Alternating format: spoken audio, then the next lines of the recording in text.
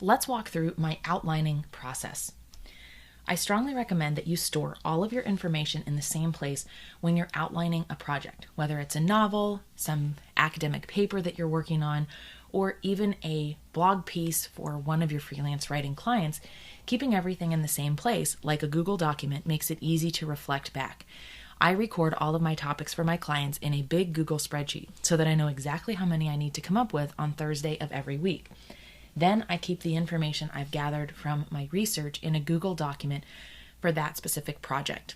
I have my folders in Google Drive broken down by the name of my client so that I can easily reference everything I'm working on or have already created. This makes it really easy for me because, remember, we're breaking that process of writing into multiple different steps, and it's really beneficial to have everything in the same place when you need to go back and reflect on it again. When your resources are easily ready for access, such as in a Google spreadsheet or a Google document, or wherever you choose to keep it, you won't forget the work that you've already done, and you can easily access it to begin the next phase of your writing project, whatever that might be. Makes it a lot easier to go from selecting topics to writing to actually editing when you're working on multiple things at once, and you need to go back and say, well, wait, where was it that I pulled that statistic from, and things like that. Writing is a distinct process in and of itself. It's going to be really hard for you to resist the temptation to write and edit at the same time, but this slows you down tremendously. I ask you to just try doing a 10-minute sprint where you're writing, whether it's free writing or actually working on a project, and resist the urge to edit yourself. Watch how many more words you can get in that 10-minute sprint. Are all those words going to be perfect? No, probably not, but that's why we're coming back in a separate process to do the editing later on when you have a fresh set of eyes and are more likely to catch mistakes or things you could easily improve. Writing and editing at the same time is asking your brain to change lanes, and this is one of the leading reasons why so many people are very slow with their writing projects, because they're attempting to do both at the same time. When you focus only on writing, so no researching and no editing, you're lasering in on that one thing you want your brain to do, which is pull together the words you need to sound really coherent and professional and perfect for the end readership. Focusing only on writing means we're getting the most possible brain power and focus directed at the process of writing, rather than worrying about editing or worrying about if you have enough research.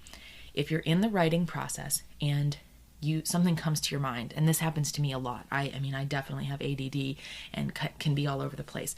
I have an empty legal pad page next to me. It could be something I need for my grocery list. It could be something else I want to research later. Do not stop what you're doing and go do that task, but scribble it down. Just get it out of your head and onto the actual piece of paper so you don't have to think about it or give it any more space in your brain during the time that you're remaining focused on writing. It's natural to have other things come into your brain, but we want to sort them by getting them out of your brain and onto a piece of paper, but we're not going to take action on them. Just scribble it down and immediately go back to writing. Being committed to a very particular goal, whether it's a period of time you're going to spend focused on writing or just completing the project, will help you significantly, because you're going to be tempted to start into that editing process or to go back to researching.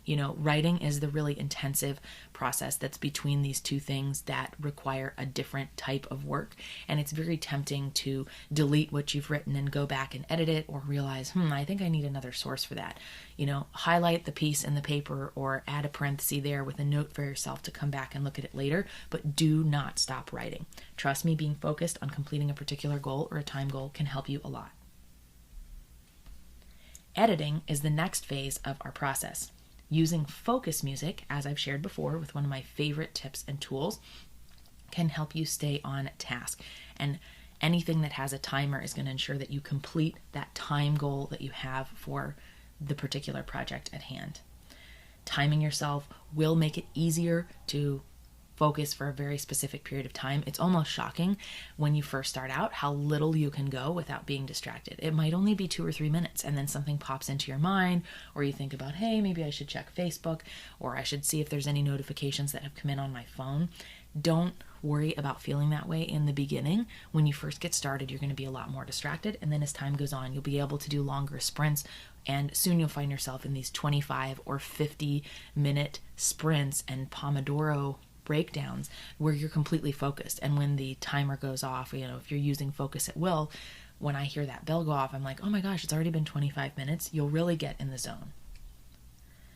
When you're doing the editing process, one thing that helps me a lot is to read it out loud. An idea that sounded great in our brain when we first put it down or spoke it will often not be the same as when you read it out loud. This is also a really good way to catch your grammar and punctuation because things may sound awkward and you need to edit in that way.